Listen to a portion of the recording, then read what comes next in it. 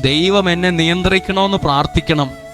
Business ആകട്ടെ, കൃഷിയാകട്ടെ, ജോലിയാകട്ടെ, പഠനമാകട്ടെ, കുടുംബജീവിതമാകട്ടെ. ശിഷ്യന്മാർ പറഞ്ഞു ഇതേ ഭയങ്കര കൊടുങ്കാറ്റ് പ്രശ്നമാണ്.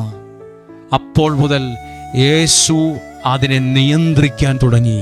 നേരത്തെ നിയന്ത്രിച്ചതിനെ ദൈവം നിയന്ത്രിക്കാൻ തുടങ്ങി. ഹല്ലേലൂയ. മനസ്സിലായോ?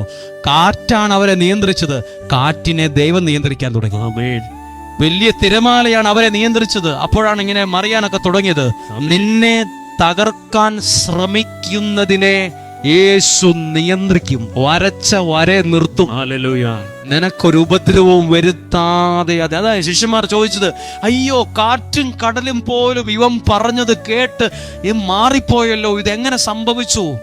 നിനക്കെതിരെ നിൽക്കുന്നതിനെ ഫുൾ സ്റ്റോപ്പ് ഇട്ട് നിർത്താൻ, ആമേൻ, വരച്ച വരെ നിർത്താൻ. നമ്മൾ പറയില്ലേ, വരച്ച വരെ കൊണ്ടുവരാൻ, വരച്ച വരെ നിർത്താൻ, നിന്നെ തകർത്തു കളയുമെന്ന് പറഞ്ഞു വെല്ലുവിളിച്ചതിനെ വരച്ച വരയിൽ കൊണ്ടുവന്ന് നിയന്ത്രിക്കാൻ നിനക്ക് പറ്റില്ലേലും ദൈവത്തിന് സാധ്യമാണ്.